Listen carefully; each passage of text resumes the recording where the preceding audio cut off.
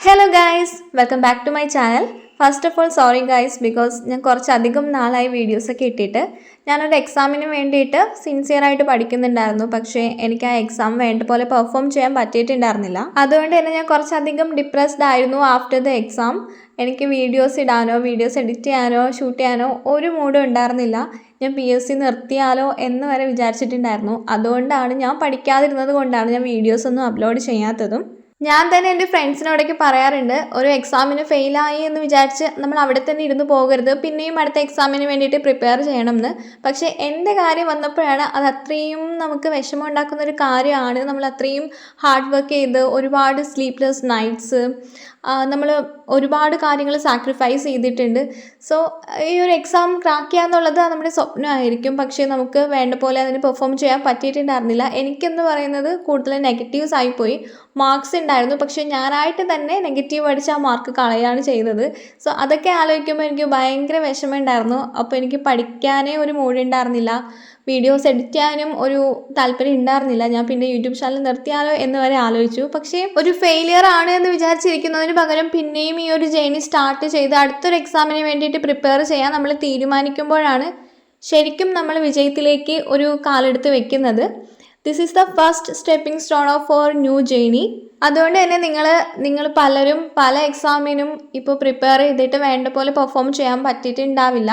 Correct എല്ലാ ക്വസ്റ്റ്യനും attend ചെയ്യാൻ പറ്റിയിട്ടുണ്ടാവില്ല, നെഗറ്റീവ് അടിച്ചിട്ടുണ്ടായിരിക്കും, ടൈം മാനേജ്മെൻറ്റിൽ പ്രശ്നങ്ങൾ ഉണ്ടായിരിക്കും. പക്ഷെ അതൊക്കെ റെക്ടിഫൈ ചെയ്ത് അടുത്ത എക്സാമിന് വേണ്ടിയിട്ട് നമ്മൾ ഇതിനേക്കാളും മികച്ചതായിട്ട് പെർഫോം ചെയ്യും എന്നുള്ളൊരു കോൺഫിഡൻസ് നമുക്കുണ്ടെങ്കിൽ അത് തന്നെയാണ് ഏറ്റവും വലിയ പ്ലസ് പോയിൻറ്റും. PSC എന്ന് പറയുന്നത് നമുക്ക് ഒരു ഓവർനൈറ്റും ഉണ്ടോ അല്ലെങ്കിൽ 1 വീക്ക് ഉണ്ടോ 1 മന്തോ ഉണ്ട് സിലബസ് കംപ്ലീറ്റ് ആക്കി പഠിച്ച് ക്രാക്ക് ചെയ്യാൻ പറ്റുന്ന ഒരു എക്സാം അല്ല.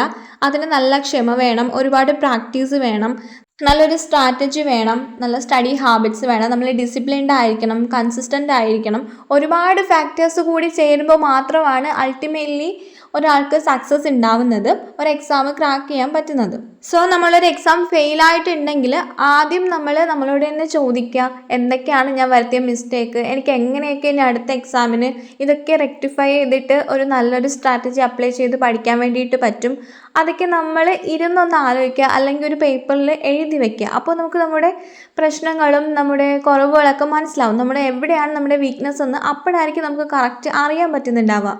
അല്ലെങ്കിൽ നമ്മൾ ഒരുപാട് അവേഴ്സ് ഇരുന്ന് പഠിച്ചു എന്ന് പറഞ്ഞിട്ടൊന്നും ഒരു കാര്യമില്ല. നമ്മൾ പ്രൊഡക്റ്റീവായിട്ട് പഠിച്ചിട്ടില്ല, അല്ലെങ്കിൽ സ്മാർട്ട് വർക്ക് ചെയ്തിട്ടില്ല, വേണ്ട കാര്യങ്ങൾ പഠിച്ചിട്ടില്ല എന്നുണ്ടെങ്കിൽ നമുക്ക് മാർക്ക് എന്തായാലും സ്കോർ ചെയ്യാൻ പറ്റില്ല. നമ്മൾ വെറുതെ ഹാർഡ് വർക്ക് ചെയ്ത് ഒരുപാട് ഉറക്കമൊഴിച്ച് പഠിച്ചിട്ടും ഒരു കാര്യമില്ല. വേണ്ട പോയിൻറ്റ്സ് വേണ്ട രീതിയിൽ മോക്ക് ടെസ്റ്റൊക്കെ എടുത്ത് നമ്മൾ പഠിച്ചിട്ടേ ഒരു എക്സാം നമുക്ക് ക്രാക്ക് ചെയ്യാൻ പറ്റത്തുള്ളൂ. ഒരു എക്സാമിൽ നമ്മൾ ഫെയിൽ ആകുമ്പോഴത്തേക്കും ആദ്യത്തെ 1-2 ദിവസം എല്ലാവർക്കും നല്ല വിഷമം ഉണ്ടാവും. ചിലരത് പെട്ടെന്ന് റിക്കവർ ചെയ്ത് വരും, ചിലർ 1 മാസം, എന്നെപ്പോലെ 2-3 മാസമൊക്കെ എടുക്കുന്നവരുണ്ടായിരിക്കും. അത് നമ്മൾ അത്രയും ആത്മാർത്ഥമായിട്ട് പഠിച്ചിട്ട് നമുക്ക് കിട്ടാതിരിക്കുമ്പോഴാണ് നമ്മൾ അത്രയും വിഷമിക്കുന്നത്. സോ അത് എത്രയും പെട്ടെന്ന് ഓവർകം ചെയ്യാൻ പറ്റുമോ അത്രയും നല്ലതായിരിക്കും. നമ്മളിപ്പോൾ ഏതെങ്കിലും ചെറിയ പോസ്റ്റിലെ എക്സാമിനായിരിക്കും ഫെയിൽ ആയിട്ടുണ്ടാവുക, പിന്നെയും അതിനേക്കാളും മികച്ച അവസരങ്ങൾ നമുക്ക് വേണ്ടിയിട്ട് കാത്തിരിക്കുന്നുണ്ടായിരിക്കും. വലിയ വലിയ പോസ്റ്റുകൾ അവിടെ നമുക്ക് വേണ്ടിയിട്ട് വെയിറ്റ് ചെയ്യുന്നുണ്ടായിരിക്കും. പക്ഷെ നമ്മളത് മനസ്സിലാക്കാതെ പിന്നെയും നമ്മുടെ ആ ഒരു ചെറിയ പോസ്റ്റ് പോയ വിഷമത്തിൽ നമ്മൾ ഇരിക്കാന്നുണ്ടെങ്കിൽ ആ വലിയ വലിയ അവസരങ്ങൾ നമുക്ക് ഒരിക്കലും നമ്മളെ തേടി വരത്തില്ല. ഇപ്പോൾ ജയിച്ചിട്ടുള്ള അല്ലെങ്കിൽ സക്സസ് ആയിട്ടുള്ള പലരും ഒരുപാട് ഫെയിലിയേഴ്സിൽ കൂടെ കടന്നു വന്നവരായിരിക്കും. എല്ലാവർക്കും പെട്ടെന്നൊരു എക്സാം തന്നെ, ആദ്യമായിട്ട് എഴുതുന്ന എക്സാം തന്നെ ക്രാക്ക് ചെയ്യാൻ പറ്റുന്നത് അത്രയും ലക്കും കൂടെ കൊണ്ടിട്ടായിരിക്കും, അല്ലെങ്കിൽ അവരത്രയും സ്മാർട്ട് വർക്ക് ചെയ്തിട്ടായിരിക്കും. പക്ഷെ നമ്മളെപ്പോലെ ആവറേജ് ആയിട്ടുള്ള സാധാരണക്കാരായിട്ട് ഉള്ളവർക്ക്, അല്ലെങ്കിൽ മിഡിൽ ക്ലാസ് ഫാമിലിയിൽ നിന്ന് വരുന്നവർക്ക് ഒരുപാട് റെസ്പോൺസിബിലിറ്റീസ് കാണും, ഒരുപാട് ഫാമിലി ഇഷ്യൂസ് കാണും. സോ അതിൻ്റെ ഇടയിൽ നിന്നൊക്കെ നമ്മൾ പഠിച്ചു വരുമ്പോൾ കുറച്ചും കൂടിയൊക്കെ നമ്മൾ ടൈം എടുക്കും. സോ അത് ആരുടെയും തെറ്റല്ല. നമുക്ക് ഒരുപാട് ഫെയിലിയേഴ്സ് നേരിടേണ്ടി വരും. നമ്മൾ ഫെയിലിയേഴ്സ് എന്ന് പഠിക്കുമ്പോഴായിരിക്കും നമ്മുടെ വിജയത്തിന് അത്രയും മധുരം ഉണ്ടായിരിക്കുക. നമ്മൾ ഇപ്പോൾ പെട്ടെന്ന് നമുക്ക് ഒരു എക്സാം നമ്മൾ എഴുതി ക്രാക്ക് ചെയ്തു എന്ന് പറയുമ്പോഴത്തേക്കും നമുക്ക് തന്നെ ആ വിജയം നമുക്ക് കിട്ടി, സന്തോഷം ഉണ്ടായിരിക്കും ഓഫ് കോഴ്സ്. പക്ഷേ നമ്മൾ ഒരുപാട് ഫെയിലിയേഴ്സിൽ കൂടെ കടന്നു വന്നിട്ട് ഒരു സക്സസ് ഉണ്ടായിരിക്കുമ്പോൾ അതിന് ഇരട്ടി മധുരമായിരിക്കും. ഒരു എക്സാം നമുക്ക് കിട്ടാതെ വരുമ്പോൾ നമ്മൾ മനസ്സിനെ തന്നെ പറഞ്ഞ് പഠിപ്പിക്കുക, ഇതിനേക്കാളും മികച്ച അവസരങ്ങൾ എനിക്ക് വേണ്ടിയിട്ട് ദൈവം കാത്തു വെച്ചിട്ടുണ്ട്, അതുകൊണ്ടാണ് ഇപ്പോൾ ഞാൻ ഈ എക്സാമിന് ഫെയിലായത്. പക്ഷേ ആ അവസരങ്ങൾ ഒരിക്കലും ഞാൻ മിസ്സാക്കില്ല. എൻ്റെ തെറ്റുകളൊക്കെ ഞാൻ മനസ്സിലാക്കി അതിൽ മറ്റേ എക്സാമിന് വേണ്ടിയിട്ട് ഞാൻ എന്തായാലും ഹാർഡ് വർക്ക് ചെയ്യും, സ്മാർട്ട് വർക്ക് ചെയ്യും. എൻ്റെ പോരായ്മകളൊക്കെ മനസ്സിലാക്കി അതൊക്കെ ഞാൻ റെക്ടിഫൈ ചെയ്യും. ഇപ്പോൾ മോക്ക് ടെസ്റ്റ് എടുത്തില്ല, കറക്റ്റ് പ്രാക്ടീസ് നമ്മൾ ചെയ്തില്ലെങ്കിൽ നമുക്ക് എന്തായാലും എക്സാമിന് നന്നായിട്ട് പെർഫോം ചെയ്യാൻ പറ്റില്ല. പിന്നെ ടൈം മാനേജ്മെൻറ്റ് സ്കിൽസ് വേണം. പെട്ടെന്ന് നമ്മൾ ഇപ്പോൾ എക്സാം ടൈമിൽ തന്നെ ഉച്ചയ്ക്കൊക്കെ ഇരുന്നിട്ട് മോക്ക് ടെസ്റ്റ് എടുക്കാൻ വേണ്ടിയിട്ട് നോക്കണം. അപ്പോൾ ആ ഒരു ടൈം നമുക്ക് പ്രോപ്പറായിട്ട് യൂസ് ചെയ്യാൻ പറ്റും. സോ നമ്മുടെ സ്റ്റഡി സ്ട്രാറ്റജീസിലും പഠിക്കുന്ന രീതിയിലൊക്കെ പുതിയ പുതിയ കാര്യങ്ങൾ അഡോപ്റ്റ് ചെയ്യാൻ വേണ്ടിയിട്ട് ശ്രമിക്കുക. പുതിയ ടെക്നിക്സുകളൊക്കെ യൂസ് ചെയ്ത് പഠിക്കാൻ വേണ്ടിയിട്ട് നോക്കുക. അപ്പോഴത്തേക്കും കൂടുതൽ എഫക്റ്റീവായിട്ട് നമ്മുടെ പഠനം മുന്നോട്ട് പോകും. ഇപ്പോൾ ഞാൻ പഴയ എൻ്റെ ഡിപ്രഷനും വിഷമവും എല്ലാം മാറ്റി വെച്ചിട്ട് പുതിയൊരു എക്സാമിന് വേണ്ടിയിട്ട് പ്രിപ്പയർ ചെയ്യുകയാണ്. അതും എൻ്റെ സബ്ജക്റ്റ് ബേസ്ഡ് എക്സാമാണ്, നോട്ടിഫിക്കേഷനൊന്നും വന്നിട്ടില്ല. സോ ഈ ഒരു എക്സാം ഞാൻ എൻ്റെ 100% കൊടുത്ത് പഠിക്കും. പ്രീവിയസ് എക്സാമിൽ എനിക്ക് ക്രാക്ക് ചെയ്യാൻ പറ്റാത്തതിന് ഒരുപാട് റീസൺസ് ഉണ്ടായിരുന്നു. ലാസ്റ്റ് ഒരു 1 മന്താണ് ഞാൻ കറക്റ്റ് പഠിച്ചിട്ടുള്ളത് അതിന് വേണ്ടിയിട്ട്. ബിക്കോസ് ജോബിൻ്റെ കൂടെയായിരുന്നു ഞാൻ പ്രിപ്പയർ ചെയ്തിരുന്നത്. സോ ഒരുപാട് ടൈം എനിക്ക് പഠിക്കാൻ വേണ്ടിയിട്ട് കിട്ടിയിട്ടുണ്ടായിരുന്നില്ല. പക്ഷെ അവസാനത്തെ ഒരു മാസം ഞാൻ ലീവ് എടുത്താണ് പഠിച്ചിരുന്നത്. അപ്പോൾ എനിക്കൊരു 50 മാർക്സിനുള്ളതേ കവർ ചെയ്യാൻ പറ്റിയിട്ടുണ്ടായിരുന്നുള്ളൂ. സോ അതിൽ എനിക്ക് മാക്സിമം മാർക്ക് എനിക്ക് സ്കോർ ചെയ്യാൻ പറ്റിയിട്ടുണ്ടായിരുന്നു. പക്ഷേ അപ്പോൾ ഞാൻ വിചാരിക്കും 100 മാർക്സിന് ഞാൻ പഠിച്ചിട്ടുണ്ടെങ്കിൽ, ഫുൾ സിലബസ് ഞാൻ കവർ ചെയ്ത് പഠിച്ചിട്ടുണ്ടെങ്കിൽ എന്തായാലും എനിക്ക് ആ ലിസ്റ്റിൽ വരാൻ പറ്റുമായിരുന്നു. അതെനിക്ക് 100% ഞാൻ കോൺഫിഡൻസ് എനിക്കുണ്ട്. പക്ഷെ അത്രയും ഞാൻ ഹാർഡ് വർക്ക് ചെയ്ത് പഠിച്ചിട്ടുണ്ടായിരുന്നു. പക്ഷെ അത് ടൈം കുറഞ്ഞുപോയി. നമ്മളിപ്പോൾ ടെമ്പററി ജോബിനൊക്കെ പോകുമ്പോഴത്തേക്കും നമ്മുടെ വലിയ വലിയ സ്വപ്നങ്ങളാണെങ്കിൽ ആ ഒരു ജോബ് മാറ്റി വെച്ചിട്ട് പഠിക്കുന്നതായിരിക്കും ബെറ്റർ. പക്ഷേ ഫിനാൻഷ്യലി എനിക്ക് ഒരുപാട് പ്രോബ്ലംസ് ഉള്ളത് കൊണ്ട് എനിക്ക് ജോബ് അത്യാവശ്യമായിരുന്നു. സോ അതിൻ്റെ കൂടെ ഞാൻ പ്രിപ്പയർ ചെയ്തത് കൊണ്ടാണ് എനിക്ക് ഒരുപാട് ടൈം എൻ്റെ ഈ ഒരു എക്സാമിന് വേണ്ടിയിട്ട് എനിക്ക് കൊടുക്കാൻ പറ്റാത്തത്. അതാലോചിക്കുമ്പോൾ എനിക്ക് സത്യം പറഞ്ഞാൽ റിഗ്രറ്റ് ഉണ്ട്. പക്ഷേ അവിടെ ഞാൻ തളർന്നു പോകുന്നില്ല. ഇനിയും ഇതിനേക്കാളും വലിയൊരു എക്സാമിനാണ് ഞാൻ ഇനി പ്രിപ്പയർ ചെയ്യാൻ പോകുന്നത്. സോ അതിനെൻ്റെ ഞാൻ മാക്സിമം കൊടുക്കും. അത്രയും കഷ്ടപ്പെട്ട് തന്നെ ഞാൻ പഠിക്കും.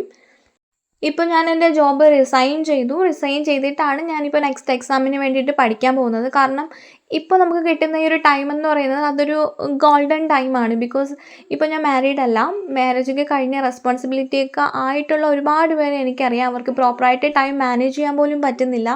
സോ അങ്ങനെ ഒരു റെസ്പോൺസിബിലിറ്റീസൊക്കെ എൻ്റെ ലൈഫിൽ വരുന്നതിന് മുന്നേ ഒരു എക്സാം ക്രാക്ക് ചെയ്യണം എന്നുള്ളതാണ് എൻ്റെ ആഗ്രഹം. സോ അതുകൊണ്ട് തന്നെ ഞാൻ എൻ്റെ മാക്സിമം പഠിക്കും. ഒരു എക്സാം ക്രാക്ക് ചെയ്തിട്ട് മാത്രമേ, അല്ലെങ്കിൽ ലിസ്റ്റിലെങ്കിലും വന്നിട്ട് മാത്രമേ ഞാൻ കല്യാണം കഴിക്കൂ എന്നൊരു ഡിസിഷനും കൂടി ഞാൻ എടുത്ത് വച്ചിട്ടുണ്ട്. സോ അത്രയും വലിയ വലിയ ഡിസിഷൻ എടുക്കുമ്പോൾ നമ്മൾ അതിന് വേണ്ടിയിട്ട് പ്രോപ്പറായിട്ട് വർക്കും കൂടി ചെയ്യണം. കല്യാണമൊക്കെ കഴിഞ്ഞ് കുട്ടികളൊക്കെ അതിനുശേഷം പഠിച്ച് എക്സാം ക്രാക്ക് ചെയ്യുന്ന ഒരുപാട് പേരുണ്ട്. പക്ഷേ എനിക്ക് അത്രയും വിൽ പവറൊക്കെ ഉണ്ടെന്ന് എനിക്ക് തോന്നുന്നില്ല. അങ്ങനെ ഒരു ഡിസ്ട്രാക്ഷൻ്റെ ഇടയിൽ നിന്ന് പഠിക്കാനുള്ളൊരു എബിലിറ്റിയൊന്നും എനിക്കില്ല. സോ അതിനു മുന്നേ റെസ്പോൺസിബിലിറ്റിയൊക്കെ ലൈഫിൽ ഹിറ്റാവുന്നതിന് മുന്നേ പഠിച്ചൊരു ജോലി വാങ്ങാൻ വേണ്ടിയിട്ട് എല്ലാവരും നോക്കുക. പ്രത്യേകിച്ചും പെൺകുട്ടികൾ ഒരു ജോബ് വാങ്ങിയതിന് ശേഷം മാത്രം കല്യാണത്തെക്കുറിച്ചൊക്കെ ആലോചിക്കുക. അതിപ്പോൾ ഗവൺമെൻറ് ജോബ് തന്നെ ആവണമെന്ന് ഒരു നിർബന്ധവും ഇല്ല. പ്രൈവറ്റ് ജോബ് ആയാലും നമ്മൾ ഫിനാൻഷ്യലി ഇൻഡിപെൻഡൻ്റ് ആയതിനു ശേഷം മാത്രം കല്യാണത്തെക്കുറിച്ചൊക്കെ ആലോചിക്കുക. നമ്മൾ ജോബുള്ളൊരു വ്യക്തിയാണെങ്കിൽ അതിൻ്റേതായൊരു റെസ്പെക്റ്റ് നമുക്ക് എന്തായാലും കിട്ടും. നമ്മൾ എവിടെ ചെന്നാലും നമ്മൾ എയിം ചെയ്യുന്ന ഒരു പേഴ്സൺ ആണെങ്കിൽ നമ്മളെല്ലാവരും ആ ഒരു രീതിയിൽ മാത്രമേ കാണത്തുള്ളൂ. അതൊരു ഗവൺമെൻറ് ജോബും കൂടി ആയാൽ നമുക്ക് കിട്ടുന്ന റെസ്പെക്റ്റ് അത് വളരെ വലുതായിരിക്കും. കാരണം കേരളത്തിൽ ഗവൺമെൻറ് ജോബ് എന്ന് പറയുന്നത് അത് അത്രയും പ്രസ്റ്റീജിയസ് ആയിട്ടുള്ളൊരു ജോബാണ്. സോ നമ്മുടെ എല്ലാ ലേസ്നെസ്സും പ്രശ്നങ്ങളും എല്ലാം കുറച്ച് നാളത്തേക്ക് ഒരു സൈഡിലോട്ട് മാറ്റി വെച്ചിട്ട് എക്സാമിന് വേണ്ടിയിട്ടൊക്കെ പ്രിപ്പയർ ചെയ്യുക. ഇപ്പോൾ ഒരുപാട് ഗോൾഡൻ ഓപ്പർച്യൂണിറ്റീസാണ് ഇനി വരാൻ പോകുന്നത്. Company board assistant, company board LGS, അങ്ങനെ ഒരുപാട് വേക്കൻസി ഉള്ള ഒരു എക്സാമാണ് 2026 വരാൻ വേണ്ടിയിട്ടിരിക്കുന്നത്. സോ എല്ലാവരും അതിന് വേണ്ടിയിട്ട് നന്നായിട്ട് പ്രിപ്പയർ ചെയ്യുക. So that's it for today. If you like this video, please like and subscribe my channel. Bye bye.